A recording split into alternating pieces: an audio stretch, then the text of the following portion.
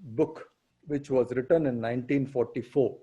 So the title of the book was The Plague. This was a French author, wrote this book from 1941 to 47. So how do we view health? All of us have had this health definition, right? Physical, mental / emotional, social, and spiritual. So if you really look at what we have done, is more on the physical side, right? We have taken a lot of measures on the physical side. Maybe 80% of our efforts went into physical, and maybe the rest went into mental, emotional support of people. Very little on the social and the spiritual side of health, because that's what we know. We know the physical aspect of health much better than others. So people like Dr. Kishore Kumar, with their experience, they also understand the mental and emotional part far better. He would understand that, say, 80%, whereas we understand it far less. So I just wanted to put this in perspective, because a mask protects you physically, but not mentally, emotionally. Washing your hands protects you physically, but not mentally, emotionally, socially, spiritually. Social distancing heals you or protects your body, but not sometimes people want to hug you. People want to feel the touch of another person. So we have to realize what is it that we are doing in health. We can't assume that we are holistic healthcare providers. We are tackling one aspect of health, and it will be good to know that as a context that we set. Now I'll move to the author. So this is the book, The Plague, written by Albert Camus. And Albert Camus is a very renowned author. He was a Nobel Prize winner, the second youngest Nobel Prize winner. I think Rudyard Kipling was the first Nobel Prize winner, who was about 42.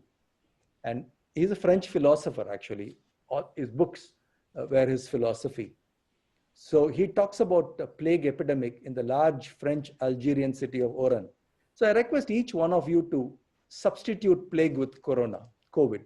But I'm going to talk only about plague. I'm going to talk only about this book and the author, what Camus has written about. So this is a fiction. This did not happen in 1944, the day that he says. It's an outbreak of disease in an Algerian fictitious town of Oran, published in 1947, and it's hailed as the greatest European novel of the post-war. The reason why I brought this novel is the social aspect of a society is shown in movies, is shown in novels, is shown post the fact. It is very interesting. The literary viewpoint of catastrophes, disasters, pandemics are very different. So what I am sharing is the literary viewpoint of a pandemic. So a virus that spreads uncontrollably from animals to humans ends up destroying half the population of the representative modern town. So, a lot of times we believe this is the first pandemic we are all suffering. The world has suffered, suffered is the wrong word, endured a lot of pandemic. Look at the first one, the Black Death, bubonic plague, 1347 to 1351, 200 million people. What was the population during 1347 to 51? 400 million people was the world population. So half of the world got wiped out in a matter of 4 years. And where are we with this pandemic? We are right here. About 500,000 people have lost their life as of now, as we speak today. So this is not a big pandemic by any means, what world has endured so far. So I'm sure many of you know what is a plague. There is a bubonic plague, there is a pneumonic plague. The message I want to give is the mortality is 60% untreated, less than 5% which is treated. The present pandemic mortality rates are far, far lower than this, as you all know. So novel opens up with an air of airy normality. So imagine January or December 2019 in Chennai, Coimbatore, Madurai, Tirunelveli, Pondicherry. People of Oran were living comfortable and enjoyable life, the everydayness of life. Come in the morning, surgery, outpatient, see the patients, go home, have a good dinner on Saturday, have a good lunch on Sunday. Everydayness of life that we are all comfortable with, that we are all missing sorely now. And then regularity of life in Oren is interrupted with the spread of plague. People of Oren are not accustomed to suffering before the arrival of plague in that country. Plague first comes in the form of death of large number of rats. Then it changes to the death of large number of human beings. Large number of people become victims of bubonic plague. Death rates are increased. Dead bodies are piled up into large pits. I think today our dead bodies are all in the social media.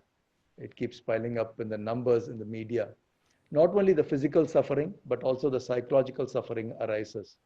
Feeling of exile and isolation prevails all over Oren. Suffering and plague brings about several changes in people. Different people react differently in the novel. Character A is worried, irritated, has a voidness in their mind and soul. Character B has a breakdown, psychological suffering, which makes them a rebel and try every means to get out of Oren. 3.5 lakh people went out of Chennai during this lockdown. So it is not something which happened way back in 1944. It happened now as we speak.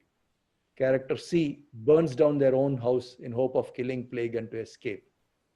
In different ways we have done something, right? We would have ran out of our house. We would have, some people would have done that. Character D acts as being bold and acts against the plague. Character E believed the plagues as God's punishment for depravity. It's a myth. God has punished me. God has punished the society. Character F, an eccentric figure, silent, appeared very strong, secretive, but attempts suicide. We have seen all these characters now. In the last 4 months, we have found people, like Sushant Singh Rajput, who apparently looks fine, apparently good looking, apparently successful, but the fissure was always there. And then he committed suicide. So what are the human behaviors that the author observed during plague? People get deeply irrational. Everyone reacts differently to stressful situation. The plague is causing much distress in all aspects of our life and affecting people's behavioral patterns. It has taught people that life can change in ways we aren't prepared for. How to conquer suffering? What Albert Camus recommends is, in the earlier stages of epidemic, the people of Oren were selfishly concerned of their own pain and suffering. Me, my family, we have to be safe. We don't need the maids. We don't need anybody. We will protect ourselves and we'll sail through. How long? Things change. But as suffering rises, the selfishness of people gets a decline. The extreme suffering and isolation taught them about humanism and love for fellow ones. This is how the story unfolded in Oren. Camus believed one cannot win over death, but believes in fighting over suffering and death, as it provides hope in hopelessness. Here, when the suffering goes out of control, people of Oren consider it as a common problem and join to act against it. So this is what Albert Camus recommends in his philosophy. Key message from the novel: life is filled with ups and downs, happiness and suffering, but it becomes meaningful when we try to rebel against the negativities. The novel ends with the value of human love, which makes happiness possible. The work implies that in life, there will be suffering, but what matters is finding some meaning in suffering. No matter whether we win in our struggle against suffering or not, we should fight until we are defeated. Death is not the end of the game. Accepting defeat is not death. Accepting defeat is succumbing to the disease and not being able to act against that. So I would like to end by a few quotes from Albert Camus. What was his philosophy? What was he thinking about? He was all but 24 when he wrote this novel. And he died very young. He was born in 1913. He died in the year 1960. So he was about 47 years. 44th year, he got his Nobel Prize. He died of a car crash. So the conspiracy theory is KGB killed him. The Russian spy agency killed him because he was speaking against the communism. There is another theory in this novel, is this novel was written because of the Nazi occupation of France. He saw the utter disaster that was unfolding, and he was not able to address it directly. So he used plague as a simile to share the pains and the travails of people. There is no question of heroism in all this. It's a matter of common decency. That's an idea which makes some people smile, but the only means of fighting a plague is common decency. I think it's a very, very profound statement. Common decency is the first thing to be lost when the fear of life comes into place. It's us. We don't care about anyone else. If we are fine, the world's problem will go away and we can come back and join it. There are plagues and there are victims, and it's the duty of good men not to join forces with the plagues. This is again another deep quote, which says, plague is a common enemy. We'll have to fight it. But some people join with the plague. They foster plague and perpetuate the fear, perpetuate plague in many ways. So that's what I understood from this quote. In the midst of winter, I found there was within me an invisible summer. In the midst of winter, I found there was within me an invisible summer, and that makes me happy. For it says that no matter how hard the world pushes against me, within me there is something stronger, something better, pushing right back. This is Dr. V all over here. He saw blindness. He was a man with the crippled joints. He was a man beaten by life in many times, but something deep within him, an invisible summer, that brought him to build this organization. A loveless world is a dead world, and always there comes an hour one is wary of prisons.